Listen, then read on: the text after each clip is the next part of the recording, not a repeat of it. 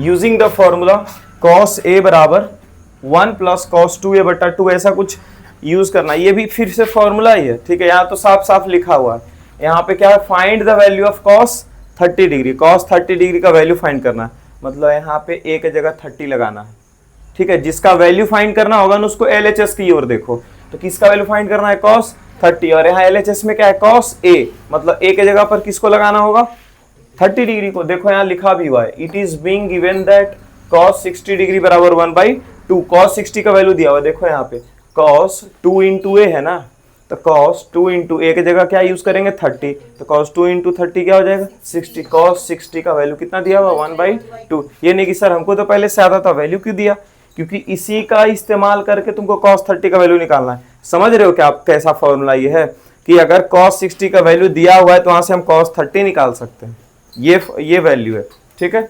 इसको सॉल्व करते हैं, तो सॉल्व करते टाइम हम लोग लिखेंगे लेट a बराबर क्या, 30 डिग्री, ठीक है। अभी कुछ देर के बाद ऐसा क्वेश्चन आएगा कि थोड़ा सा दिमाग घुमाएगा, ठीक है, बस थोड़ा सा, इसमें कुछ ज्यादा फर्क नहीं पड़ने वाला है। यहाँ पे a 30 डिग्री ही क्यों मानेंगे सर, जब हमारे पास cos 60 का वैल्यू दिया हुआ तो हम इसी को 60 क्यों ना मान ले। अब देखो a की जगह तुम 60 रख लोगे तो यहाँ पर 2 गुना 60 क्या हो जाएगा, 120, और क्या cos 120 का वैल्यू मालूम है हम लोगों को एक जगह क्या लगाना पड़ेगा, cos 30, और एक जगह पे बनाना पड़ेगा cos 60। यहाँ पे cos 2 इंटू 30 करेंगे तो 60 आ जाएगा, और यहाँ पे एक जगह 30 रखेंगे तो 30 रह जाएगा। समझ रहे हो बात को, ठीक है। तो a बराबर क्या लगा दिए, 30, और यहाँ पर cos a बराबर जो फॉर्मूला लिखा गया वो लिख लो, 1 plus cos 2a/2। cos a की जगह क्या यूज करना है अपने को, 30 बराबर 1 प्लस cos 2 इंटू 30 बटा 2। 1 प्लस क्या हो गया यहाँ पे, cos 60 बटा 2 अंडर रूट में 1 प्लस cos 60 का वैल्यू हम लोग को पता है, पता होने से कुछ नहीं होता है। यहाँ पे कितना वैल्यू दिया हुआ, 1/2, तो 1/2 ही इस्तेमाल करेंगे, और बटा क्या है, 2 पूरा अंडर रूट में, ये इसके नीचे कुछ नहीं तो 1। अच्छा, इस फ्रैक्शन के ऊपर एक फ्रैक्शन रखा हुआ, तो इस फ्रैक्शन के नीचे भी एक फ्रैक्शन अपने मन से कर लेते हैं, 2/1, ठीक है। लास्ट में जो a/b, b/c, c/d ऐसे करके जो आता है, ठीक है, उसको कैलकुलेट करने में इजी होता है, ठीक है। 1 और 2 का एलसीएम क्या हो जाएगा, 2।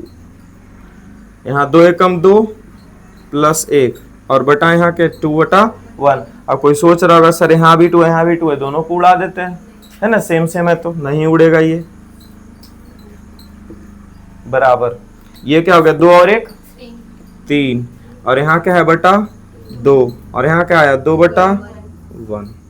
इसको अब कैसे करेंगे, इसको लिखेंगे 3/2 गुना, ये 2/1 को क्या लिख देंगे, 1/2 गुना करके, और ये अंडर रूट में, ठीक है।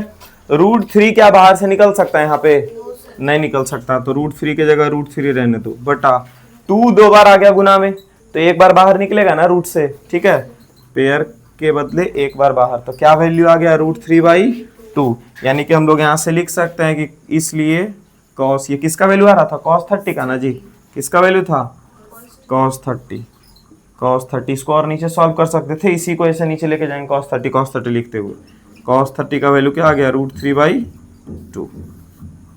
सॉल्व हो गया, क्लियर है, नोट करो।